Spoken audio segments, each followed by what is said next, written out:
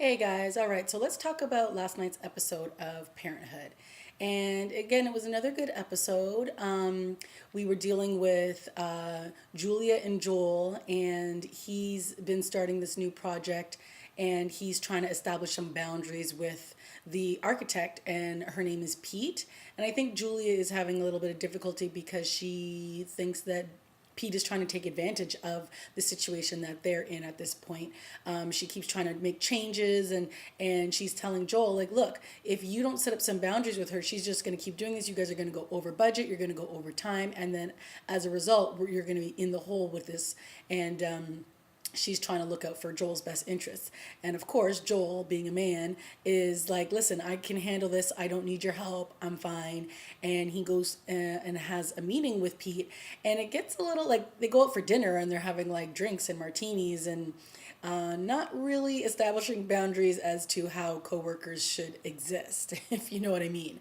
Now, do I think Joel's going to have an affair? No, but I think that they're establishing that she, as in Pete, is setting a precedent here, and that could become problematic between the relationship between Julie and Joel.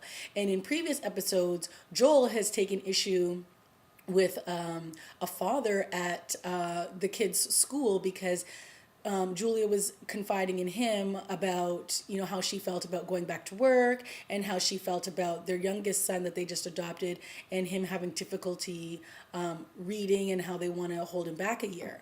So, I'm enjoying that storyline with this family because they're having issues. They're having relationship issues. They're having childcare issues and all that kind of stuff. And that brings me to the grandfather who just bought a car, an old car, and I'm really liking the dynamic that he's having with the grandchild because he is helping him how to read, and the kid really enjoys being there, and he enjoys working with his grandfather on this car. So I'm liking that it's not like they're not forcing him like you need to read every day this much, and he's feeling the pressure of that, but yet he's enjoying working with his grandfather on this car because he's enjoying the car. Great conversation that happened between Julia and her mother.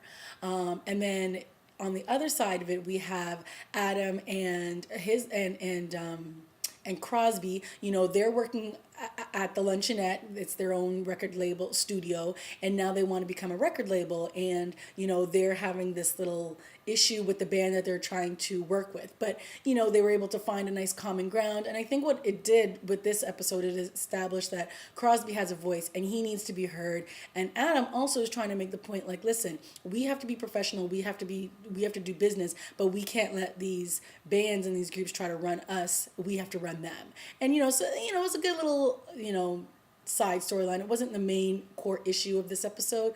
The real episode, the real meat and potatoes of this episode was Ryan, who is the now fiance of Amber, who I like to call Wamber because she's always crying about something. But anyways, it was between her and then the relationship with her mother.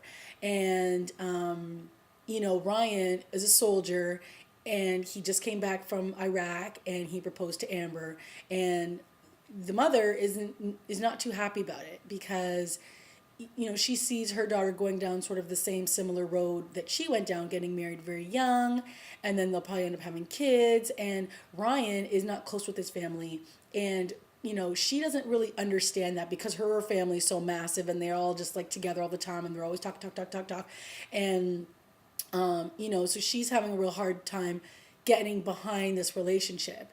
And there was a really sad scene when Ryan came to explain all of this to her, and they just kind of stood in the doorway, and he's just like, listen, my dad died when I was 12, my mom remarried, my stepfather wasn't there for us, and I just didn't have a relationship with them, and I don't really want to invite them to the wedding, and not everyone has a family like yours. And she's standing there, she feels awkward, he's looking there just like very stoic, and he just keeps calling her Mrs. Braverman, and she's like, please call me Sarah, and he just like refuses to do it until the very end of that conversation, where I think he feels like, okay, I've been honest and open with you, now I feel like we can maybe have a relationship here. And I thought it was a really great scene that the two of them had. It was very sad, but it was true. You know, not everybody comes from this like really solid foundation, and that's just a reality. So I like that Sarah, you know, was able to sort of hear a bit from Ryan himself and not just through Amber. So I thought that was a great scene. And then another really good scene was between, oh, what's her name? Anyways, uh, Adam's wife and their no, sorry, their son, who has Max, who has Asperger's. And, you know, he's really taken a liking to photography, and so at school he's part of yearbook, and he was taking all these pictures in the hallway of like these really candid moments, and there was a little girl sitting on the stairs and she was crying with her girlfriends, and Max took a picture and he kept taking pictures, and they were like, Max, stop, like I'm crying, can't you see I'm having like a bad day right now? And she's like, I don't want my picture taken, and he's like, oh, but I'm trying to take candid moments and this is a really good candid moment. Anyways, to make a long story short, he ended up getting called out, you know, by the head of the yearbook committee, and then the principal basically said, listen, we understand that Max enjoys taking photos, but you know he doesn't understand the concept of what it is to take the photo for a yearbook. We're trying to take fun, energetic, you know, pictures of people smiling and happy, and you know, and Max doesn't understand the level of, you know, sadness, and like when somebody feels like, you know, they want to be alone and in a quiet place, and he just kind of took advantage of that. And it was a really great episode, like conversation that his mom had to have with him, because he said, listen, I'm the best photographer, and she couldn't deny that. She agreed that he is the best photographer, and it was a moment that, you know, it was devastating because her son is actually really good at something, and the school was basically telling him that he couldn't do it. And you know, they're both basically sitting on the bed together, and he's like, I'm not happy about this, and she's like, I'm not happy about it either, and they both just have this moment of being in silence, just, you know, both being in the exact same place with their feelings and their thoughts. And I thought it was a really nice scene to have, because, you know, he has Asperger's, but that doesn't mean that he's not capable of doing things. He has to do them in different ways, in ways that he can understand. And you know, when you actually took this a time to look at the picture, it was actually a really beautiful picture, and it was well lit and it was well shot, and you know, but unfortunately it was taken in a moment where this girl was at a low point, and you know, the school made that the issue and not the fact that he's really good at what he does. And so I thought it was a really great scene between the mom and Max, and you know, just sort of saying, you know what, my son is really good at this, and hopefully he'll have a future in this, and he'll be able to do it on his terms. But a good episode, and I'm enjoying it, and I'm giving it 2 thumbs up again.